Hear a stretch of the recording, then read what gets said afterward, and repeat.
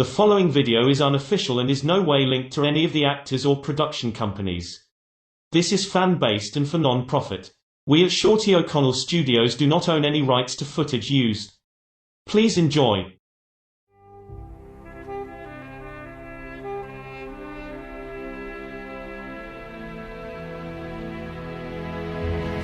Karl Pilkington, a modern-day legend, a modern-day mystery. Here we look at what Karl did on Other Days. Then suddenly, because I don't know all the facts and figures, I'll sort of go, oh yeah, maybe you're right.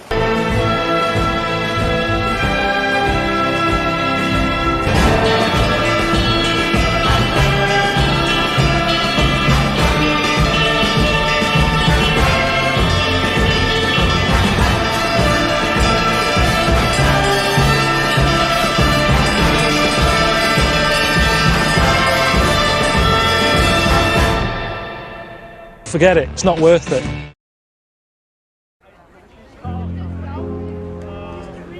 Alright, this is Speaker's Corner in London, where every Sunday people can just turn up, stand on a box, and sort of, shout out what's on their mind. All women! Back to the kitchen! Now! The bloke you're about to see, that's him there, he's called Howard. And he normally comes here to spread the word about how he's going to live forever. I'm not there to convince them that I'm right. They can go away and think I'm a complete lunatic for all that matters.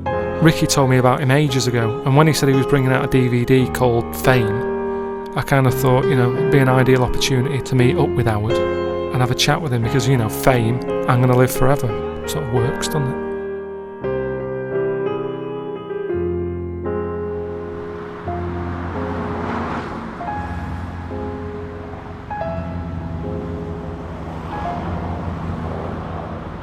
I met up with Howard at a park near his house one morning just before he was going off to Speaker's Corner. He started off by telling me how it all came about. Over a period of 16 years, from 1970 to 86, I discovered a process to stop the physical ageing process of the body. As I say, it took me about 16 years to work out. Now what I discovered is that everybody's mind operates within a standard framework, and you go through the process of life everyone's familiar with. You physically age and die. Well, I found a way, over a period of 4 years, I say from 82 to 86, approximately, where it's possible to pull one's mind out of the standard framework into an alternative framework, and within that alternative framework, the physical body doesn't age. But have I got this as well, or is this just unique to you? It's unique to me, yes. So even though you're telling me I couldn't... No, there's certain laws operating in the universe that only allow one person to work it out, so it only applies to me, so it's not transferable. Because often people get disappointed, but they don't seem to realise that that is the situation. Well, do they feel like you're just showing off then? Because in a way it's kind of like, look what I've got. Yeah, that's true, but I try to explain to them, if they can see it, that I'm not actually showing off. The position is that this is what my vocation is in life. And they say, and someone turns around and says, that's not fair. Well, let's look at it realistically. Is life fair? It isn't, is it? Not really. For everyone. No, not for everyone. It's not really fair. That's the situation. I can't alter the laws of the universe. So it's not my fault, it's not blaming me. Would that annoy you if there was someone, if I said, Howard, the reason I'm seeing you is because I've got the same thing? As far as I'm concerned, it's not possible. As I said, certain laws operating in the universe only allow one person to work it out. Of course, someone's going to ask me... But who's made that rule? Yeah, well, that's it. Well, that's where it stops. It's difficult to go into that. So, it's difficult to explain that. The other thing is, if there was another one, people would sort of try and pair you off, wouldn't they? They'd say, oh, you can live together forever. But that wouldn't be the best thing, would it? Because you'd be sick of each other. You'll soon find that this thing is totally ignored. I mean, after you have the initial conversation, one doesn't normally discuss it again. It's just one of those things. So you don't bring it up in other bits when it comes to like insurance and stuff like that? Oh no, forget about all that. You just leave it because it's just too complicated? No, there's no point in mentioning this. That'd be what I call inappropriate. But you are happy with it, you're not? Yeah, I've adjusted. In life you have to adjust to things, don't you? Whatever happens, you never know what's going to happen. I mean, one hope it doesn't happen to you, but you could one day have an accident, or you lose an arm. Well, it's terrible to start off with, but after a while you have to adjust. because some people get, in a situation like that, might get very bitter for the rest of their life. Yeah. So it's understandable though, isn't it? Yeah, it's understandable if they do. That's not a very good analogy there. But what about you? You know, you sort of living forever though. You could still lose an arm or a leg, couldn't you? Well, no, I'm protected by the spirit world. That sort of situation won't occur. What? No harm at all? You can't... Within reason. I mean, obviously you can get a cold or things like that, but you can't lose a leg, or...? No, that's impossible. What do you mean? Well, I'm protected by... See, people think there's only one world, the physical world, but there's two worlds. The physical world and the spirit world. I'll still be in the physical world, whereas you'll be in the spirit world. But doesn't that annoy you, because you'll never get to see the spirit world? Well, it is possible. Some people have seen glimpses of the spirit world before they physically die. There's something called near-death experiences. Yeah, I've had that. You have? Yeah. Oh, It was on an ice pop. Oh, I see. That went down the wrong way on my throat and I was choking, and my mum had to give me that fireman's thing where they, you know, get air to you, squeeze you around the belly. Oh, I see. But I didn't see anything. I didn't see like a person standing over me saying welcome or whatever would happen. I see. Very good. So it was an uplifting experience. It's horrible. I'm sure it is. Well, they are. I always say I want to live to be about 74, 75, and then I reckon by that point I'll have had enough, I think. You think? Oh, dear. How old are you now? Well, see, now let's make clarification, because you're talking about age for a minute. See, in this alternative frame, I won't age. So I won't get any older than I am now. What, in terms of the way you look? Physical, yeah. Now let's see how old I was when my body stopped aging in 1986, so that now I was 42. You're 42. So birthdays, in effect, they're a waste of time to you, aren't they? Because it doesn't mean anything. Well, do they mean anything to you? It just means I'm getting a bit nearer to dying. That's how you receive it. Some people like celebrating their birthdays regardless. No, I don't. So what do you do for a birthday? I mean, is this sort of an in-joke with your friends? No, it's just someone might send me a card and that's it. I mean, I'm not too concerned. You know. No, but do they joke in it? It's like, here's another one. No. If I tell people about my vocation in life and they want proof, I normally don't give it, because I'm not there to prove anything. My mission is to tell people about it, anyone who's particularly interested. I'm not there to convince them that I'm right. They can go away and think I'm a complete lunatic, for all that matters. I'm not worried. Do you think they'll start listening more when you're a lot older, because then they'll go, oh, he wasn't joking? They might make a joke later, but they might have died by the time, you know, it doesn't really matter, does it? I mean... I don't know what matters. That's kind of... I just bumble along, that's what you do. You're born and you try and get on with it and you try and enjoy yourself. But everything, you see, everything in life normally comes to an end, doesn't it? So it's hard to get your head around. It's like when people say the universe goes on forever. You go, oh, don't talk about it. Well, so what? If it does, big deal, so what? Well... It doesn't affect you. No, but it's weird. You can't get your head around it, can you? Because everything's got a lifespan normally. Well, we always think everything has a beginning and an end. But most things do. Tell me something else apart from you that is going to be on this planet forever. Well, there's the Earth, isn't there? Yeah, but it's always been turfed and that, isn't it? Yeah, well, that's about it. All you're doing is having a haircut. I'm talking about like something that lasts forever, that you don't have to do anything to. There's nothing. I don't think there's anything, to be quite frank. A tortoise, that is the only thing that you sort of think lives for ages, but even that's not forever. No, but 250 years if they're lucky, I think. How many? 250? I think they can live for 250 years, I think. Well, they never look happy, do they? That's... Well, I don't know. They live in a world of their own. So what about like the way the world's going? Because everyone's always worrying about the world, aren't they, saying global warming, stuff like that? Best thing perhaps is not to listen to the news. Well, read the news and newspaper, all you do is get depressed. I know, well, I said this to someone the other day and they had a bit of a go at me, because I was saying I prefer not to know a lot of stuff. I think you're very wise and sensible to say that. I know, but people don't like it. They don't like it, do they? Whatever you say, there's always going to be someone who doesn't like what you're saying. The other day, put it on, the news was saying, we're not having Mother's Day anymore. It's like, what's all that about? Oh, because it upsets orphans. And it's like, what are they telling us that for? Well, some things are a bit ridiculous. I know, but that's just it, isn't it? And that's why sometimes the world annoys me. And at least I've got a point in it where I can go, let me off, and I die. Whereas with you, you've got to sit through all this. See, that's outside my control. I can't do anything about the world. The world carries on regardless, but it certainly won't end. It'd be continuous, because obviously if I'm here forever, then obviously the world will still be here. But don't ask me what state it'd be in. I mean, they just have to handle things as they happen. I mean, anything could happen. That's why I'm sort of glad that I haven't got what you've got, because I think I would. I'd be worrying all the time. I'd be thinking, where do I want to be living? What job do I want to be doing? Do I want to have kids? Will we get a dog? You know what I mean? It's all hassle, isn't it? Waking up every day. It's like, have you seen Groundhog Day? I have seen the film, yes. That's kind of what you're like, but on a bigger scale, isn't it? It's like, here we go again. It's a Thursday. Well, Another Thursday. We're sure there must be some good things happening, as well as the other side of the picture. What, for me? Or for you? Well, for both. Everyone. Yeah, you get a good day now and again, don't you? And you have a nice holiday and stuff. It's very important, obviously, to remember that never worry about what you haven't got, because you must appreciate what you have got. Everyone's different. It doesn't mean that person. Never be envious of somebody else, regardless. You don't want people to have to go through. You know, you walk around and you see these people living in these fantastic houses and very famous and all this. I mean, as I say, you don't know what people have to go through in order to get where they are and what they've got, and all the other problems involved in their lives, their relationship problems, etc., etc., etc. Yeah. But you'll have loads of them, because you can't avoid, like, problems just crop up, don't they?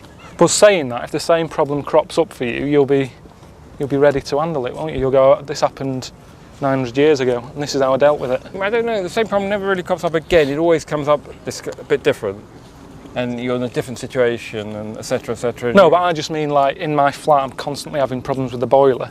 I see. The first time it happened, it's like, oh, what's up with this?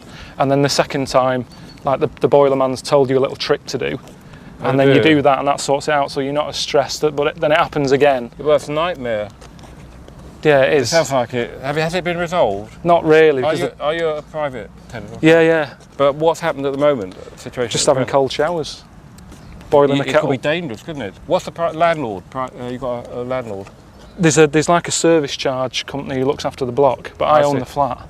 I see. Oh dear. But they don't want to know, do they? They're not bothered. Oh, I see. I'm with you. You have got a problem.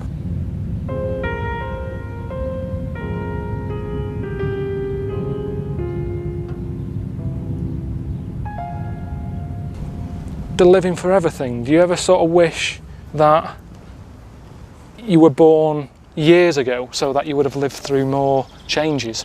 Because at the moment, not that much changes, does it? It's sort of just new buildings and, you know, covers of old songs. There's nothing new happening as much. Whereas if you were born, say, at the beginning of time, you would have really experienced everything, wouldn't you? Do you ever sort of think about that? I just accept the now principle. This is where I am now. That's all that matters. And what about, you know, where you live? London, I find quite stressful. I'm only here because this is where you know the work is. It is stressful, I agree. Any doubt. Yeah, well, will you move around? Will you try and see the world? Or? I don't know, I couldn't really answer that. Yeah. But if you're living forever, aren't you tempted to go to places that are a bit dangerous? And because I fancy seeing a tornado, but I know it's dangerous. But if I knew that nothing was going to happen to me, I'll go to Texas and chase a couple. Well, the answer is definitely no. And just to surprise you a bit more, is that I've never been abroad in my life. You've never been abroad? No. Why not? Why should I? That's a good. Because we're all different, aren't we? We are, and to be honest, if it weren't for my girlfriend, I probably wouldn't go away as much as I do. She likes travelling, and I just go along because I don't want to be left on my own. See. But at the same time, I don't regret it, because you learn a lot, don't you, from other places? Well, I'm sure you can. But you've just avoided that. Yes, I mean, there's other things I can learn from, other people, places. I'm not too concerned about it. I probably may not have anyone to go with, good company or anything, so I haven't gone. Yeah, but you can meet people away. You go away. They're strangers. They don't. It can be very difficult. You might find no one there you can get on with. It's all a bit of a risk, and you don't always feel like making the effort. You don't see any point. Some people find making friends easier than others, And you don't? I don't find it particularly easy.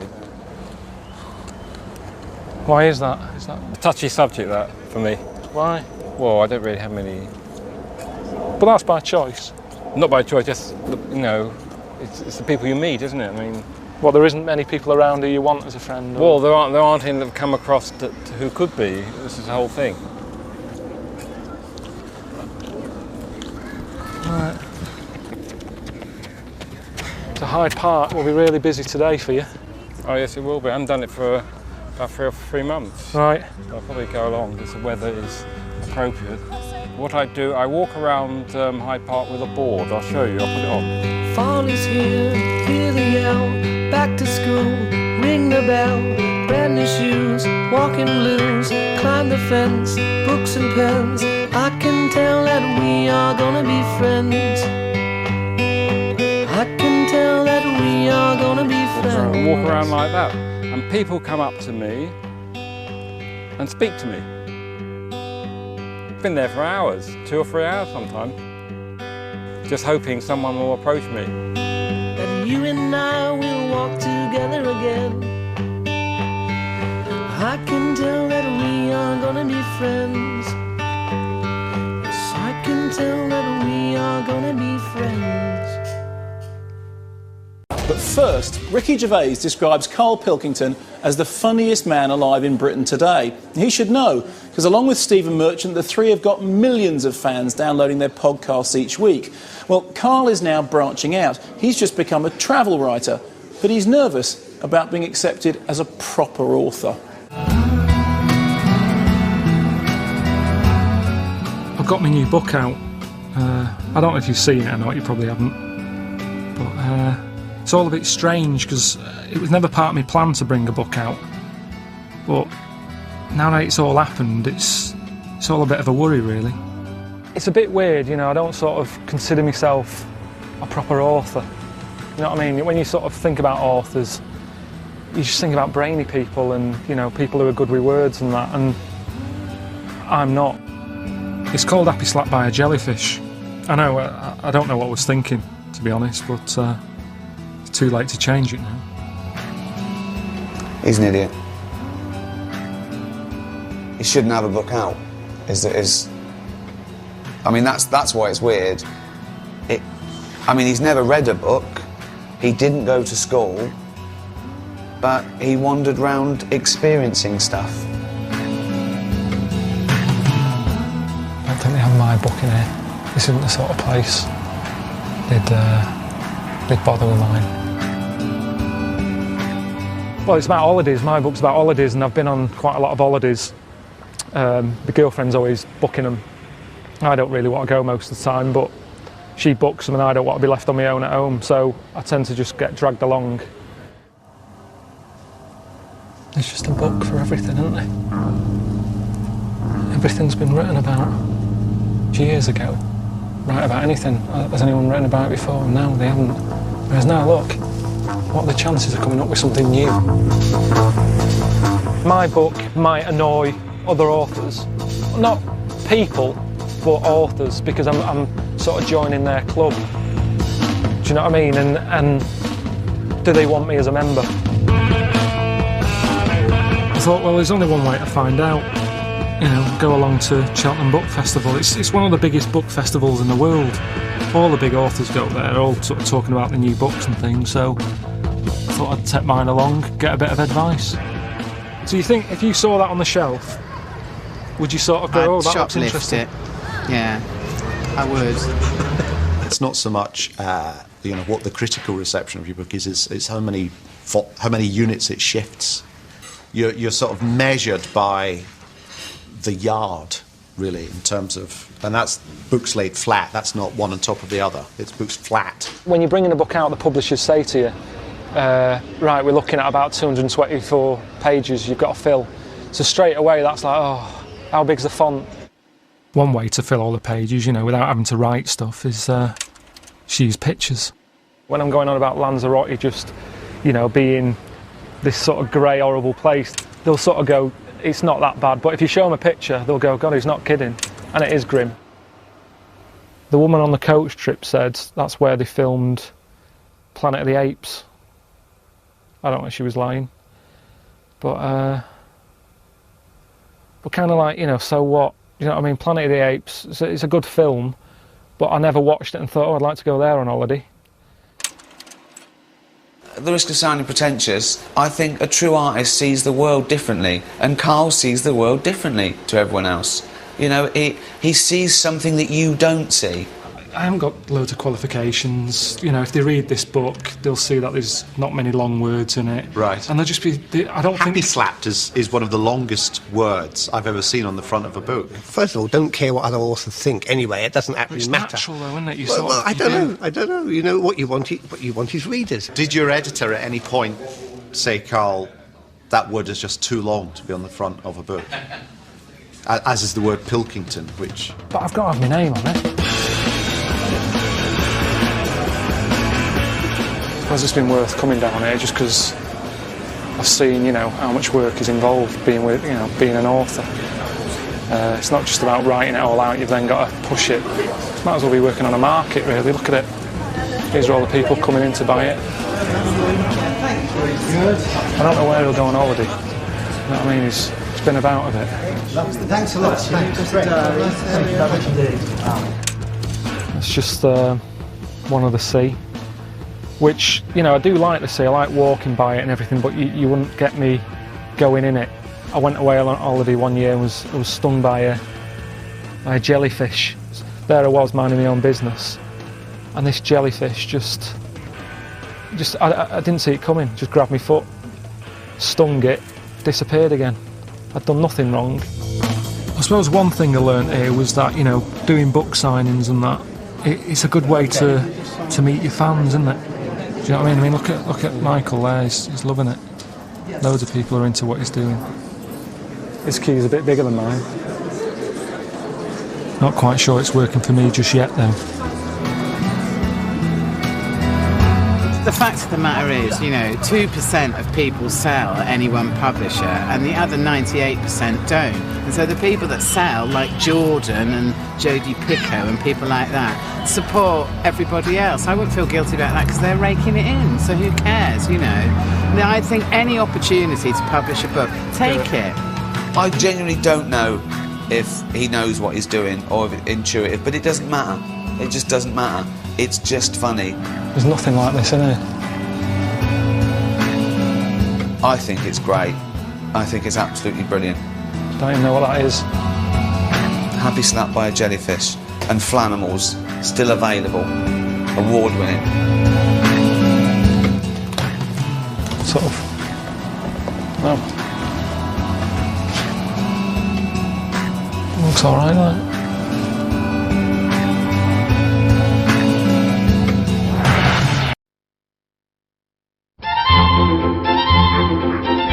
Britain is a nation of pet lovers. There are over 6 million pet dogs and 7.5 million pet cats. But for some people, that's not enough. In homes across the UK, they live around 3,000 pet monkeys. You're a chicken. I know you're a chicken. Have you got kisses? Nice kisses, please.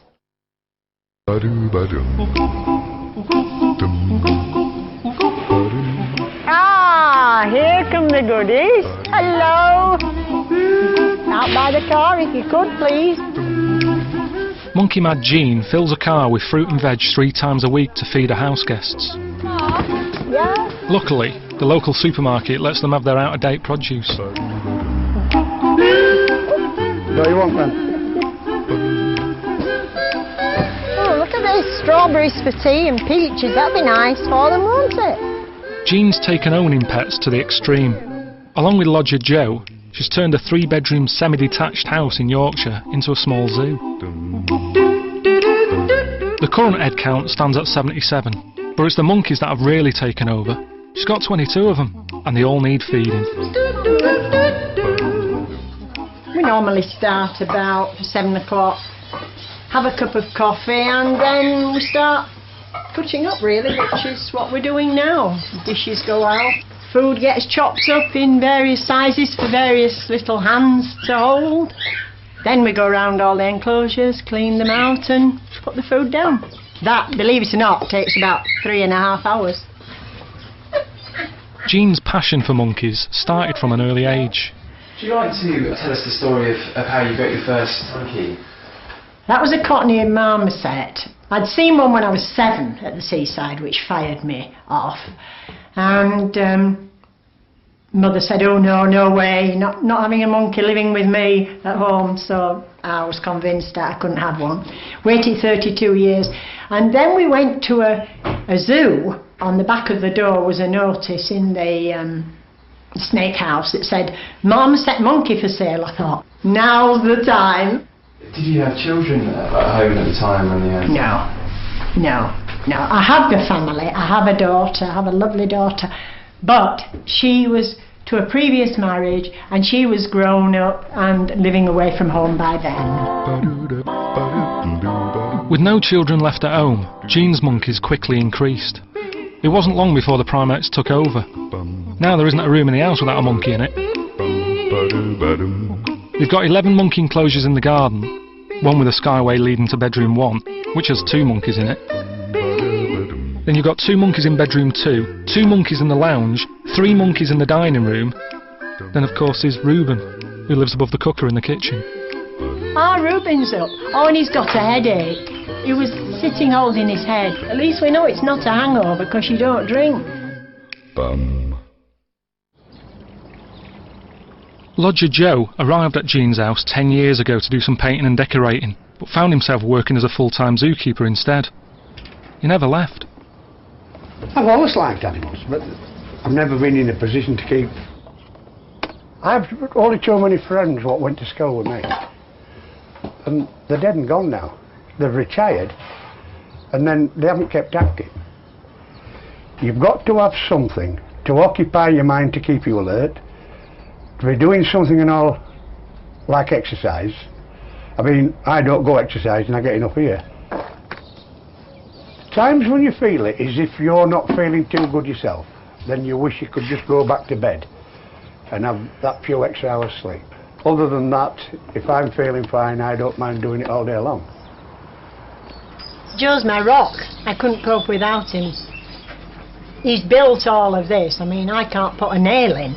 If it wasn't for his help with the animals, I couldn't cope with having so many of them.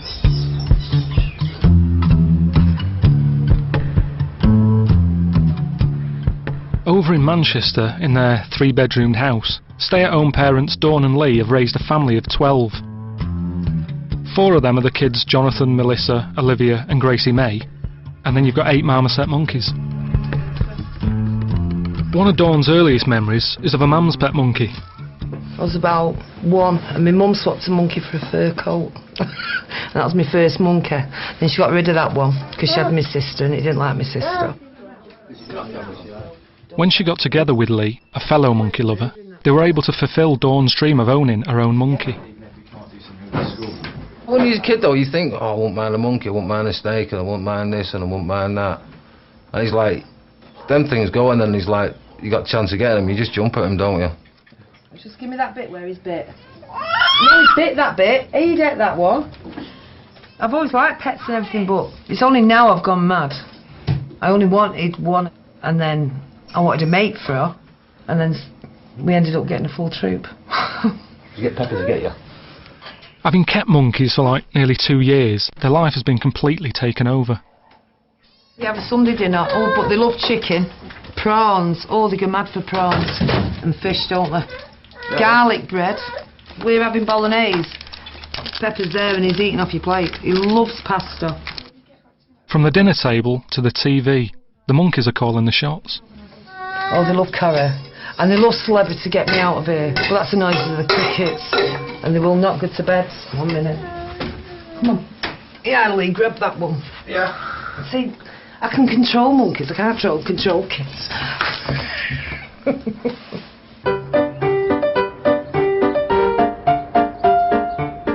The monkey business is a full-time one. From waking to going to bed, Jean and Joe are hard at work. Are you up, Barclay? Hey, you alright this morning? What? Jean takes in the waifs and strays of the monkey world. Over half her animals are rescue cases. Like this marmoset here, it's called Stitches. Stitches has got wasting disease, which marmosets sometimes get. She's not that old. She's about 8, 9. Come on, darling. A good girl. You want a little lift? Where would you like to go to? Oh, yes, I know all about it. Let's have a little groom, you and I. You did well to make it up this morning again. I think one morning you won't get out of bed, will you, darling? And then we'll have to take you. You're so thin. Jean spent her working life delivering babies. The cost of her ever-growing monkey collection means she still has to work 2 days a week training midwives. I must have delivered well over 1,000 now. That's human ones. I've delivered a few monkey ones as well, like babies of any kind. But all things have to stop sometime, and then I started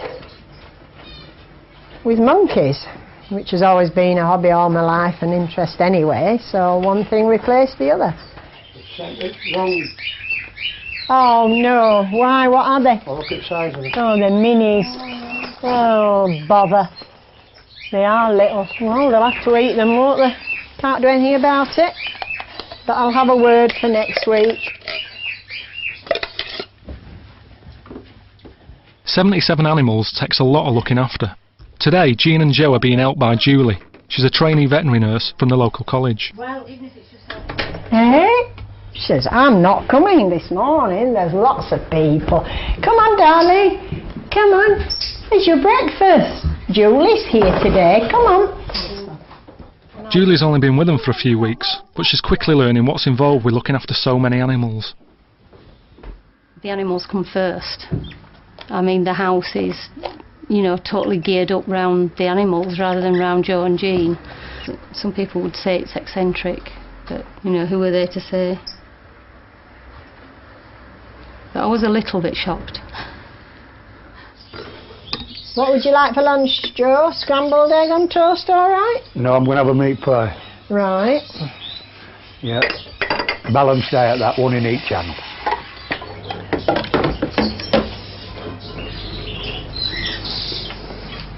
Now then, all right, Joe. Yeah. Good. This house is as much for the animals as it is for us. If you're an animal lover, you'll understand. If not, what the hell are you doing here? And that, to me, sums it all up. If you're not an animal lover, this isn't the place to be.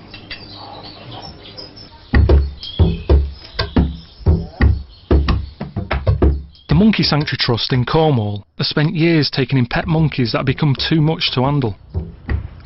You know, what's more appealing than a sweet little primate face? It's cuddly. It's desperate for nurture and attention, and people fall for it. They will buy that sweet little thing. Other people keep monkeys as a status symbol. It gives them kudos amongst their friends in their local community. They'll invite people in.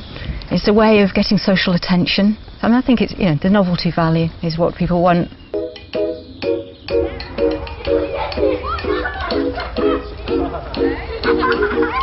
In Manchester, Dawn and Leah are opening the doors to local families.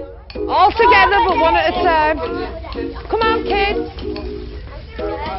You're not scared. All the kids are there. Come on. Oh, look at you. How long have you had them for now? 2 years. Gorgeous, aren't they? Do you still put them in? Right? No. They're ugly, these things. A lot of these kids won't see monkeys. They don't go to zoos and things like that. And they love it, the monkeys love it. In small doses they do. So that's why they're all showing off. Until it gets too loud and then they'll all go outside. They escape. Like me. Yeah. I can't remember what it's like that one now. Everybody loves these. Keeps me my life full. Got to speak to more people, I suppose. You have plenty of visitors.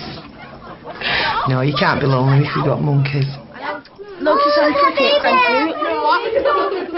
Have you had?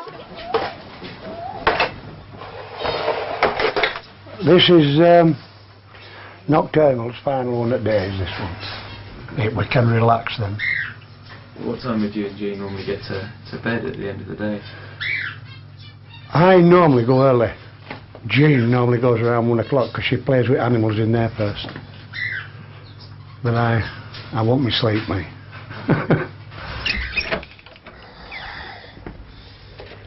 Jean, Charlotte, supper. We always put the monkeys first. You have to do. If we're feeling a little bit peckish, we can go to the fridge and open the fridge door and take something out and eat it.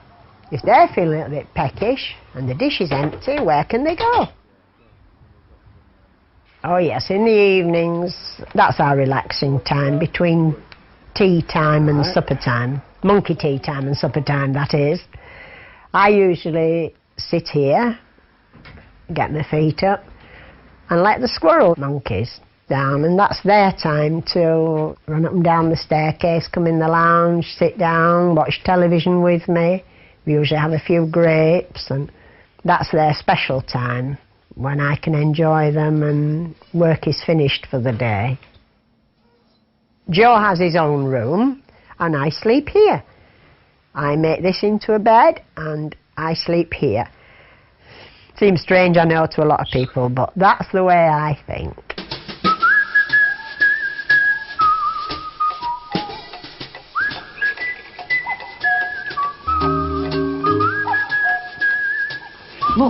Look at him. He's got me cuckoo. And I shouldn't laugh, because if the kids stood it, I'd kill him. Are you up? Oh, where's yours? This one. I'm going to wipe it up now. It's tea time, and the family are eating together. I love McDonald's chips. Look at him. He's dropped a locust for that. Do you think it's a good bonding experience to eat with the monkeys and stuff, so that you're like big family life? Yeah. Some people see it a total different way. They think that unhygienic. It's unhygienic and all this carry on. See, it's a pet, like a dog. It'll lick your face. It's just like a monkey. It'll just come on and it'll just take something and go. Say yeah, Pepper. Oh, give him a chip then. Give him a chip. When there's an outbreak at school of head lice, Melissa never has them because she just goes in the cage for an hour and they just totally debug her. The children think they're monkeys. I could move to the jungle freely. Innit? Yes? No, that's monkeys.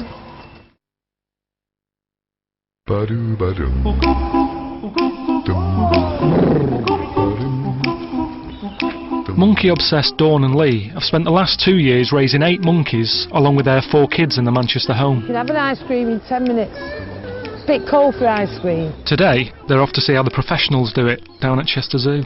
I think every kid wants a monkey. And actually getting one, when you're older, when you realise you've got it, it was just unbelievable, and that's where it escalated from. Oh, no, oh, Lee.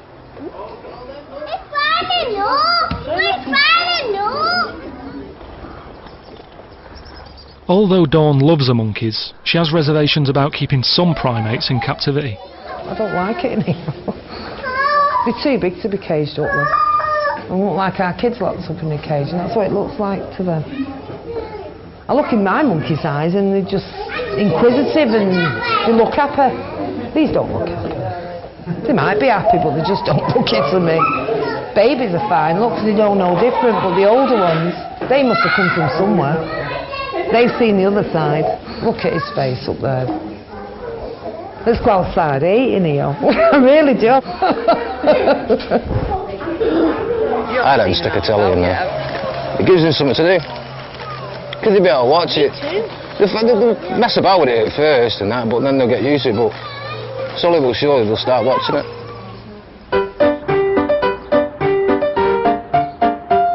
Monkey Mad Jean has 77 animals in her house, along with lodger Joe. Hiya, darlings. You alright? I know what you were waiting for. Yes, a yum yum bug. One for you. Oh, yes, that's good. I'll just keep you going while your breakfast comes.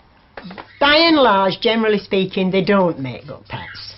They're a wild animal, you know, they've come from the jungle, they're unpredictable. If there's something they don't like, they'll bite. They've quite sharp teeth, they have tempers, and you can only train them so far. People just say, oh, aren't they cute, and I'd love to dress it up and take it out. You can't do that.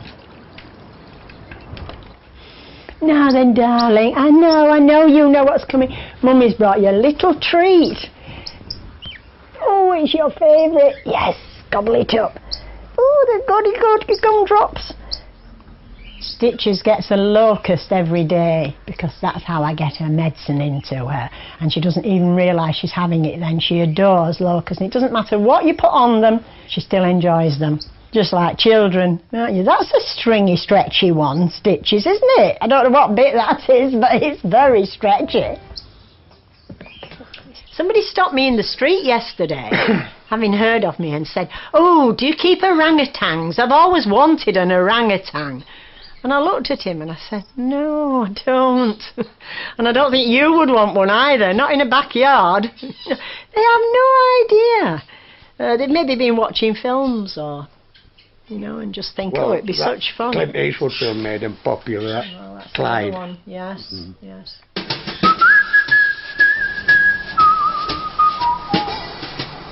After searching the internet, Dawn's found out about Jean, her extensive collection and 25 years of monkey experience. Hiya. I know. How are I'm you? Dawn and that's Lee. Hiya. All right. Hello, baby. Yes. Right. With no one to turn to when she has monkey problems, Dawn's keen to meet other keepers. I'll follow you. Now then. I've just seen these. Golden-handed tamarins. Oh, right. They are. Like a kid in a sweet shop. Oh, that's all right. That's all right. I like people who appreciate it. This is where they play out, you see. That's their little inside. We got told never to put a conifer near them. With conifers in all the aviaries and nobody's died yet from one. So. Look, Monkey in the window! And they come down the chute here and into the monkey in the window. That's their big enclosure there. See, it's not an eyesore. See, it's like, if it was an eyesore, we'd get earache. To me, that's not an eyesore. Is it? No. Watch and learn. Are you watching? She'll open your fingers one at once till she finds them. Come on. Oh, look at you've done it again. Well, she's got the lot. She will take the lot. She's not daft. She's a monkey. They're very clever, you know. Oh, right, look at her. We usually land the higher for quick growing. Keep trimming it off at the top. And then when it thickens up again, keep trimming it off at the same level to thicken it up, form a canopy, and then in summer, they can rest on there and they can get benefit of sunshine. Yeah. Why don't you come when you can stay a bit longer? Oh, if you don't mind. Oh, not at all. Not at all. Come back. Go home, I'll choke. Come back. Come back. If you're a monkey lover, you're welcome. Oh. Come when you can stay.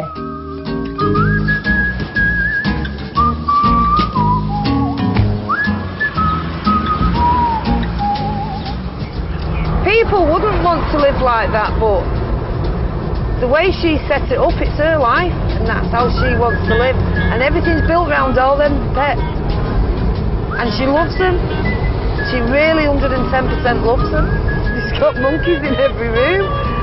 I've got kids, I could have monkeys.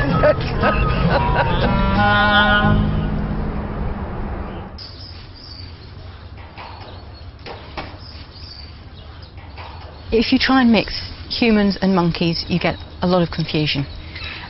Very typically, we get phone calls from people who say, well, our baby marmoset was ever so sweet, and we bought it a companion, and they were fine, but now they're attacking the children. Fundamentally, primates are wild animals. Humans have associated closely with them for thousands of years, but we have never domesticated them. They're not like cats and dogs. They've not been bred for a life, with humans. And even those that are brought up with people still exhibit instinctive, wild behaviours.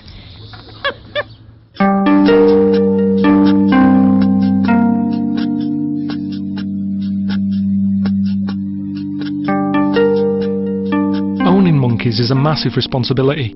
Both Dawn and Lee, and Jean and Joe, know they have to look to the future.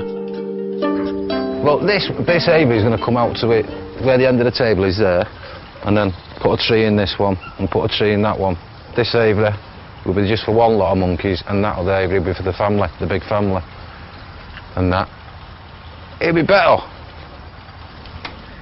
A lot of people said to me, and a lot of people advised me, how many years are you going to have them, and you can't just get rid of them, they bond with you. And it's not as if I go out, I don't leave my kids, I don't go out for a drink or nothing, I just stay in with them. So I know I've got these to go, these will be here longer than my kids. Don't answer you back either. The only problem I see is now what will happen if it suddenly happened to us, because we're both knocking on now.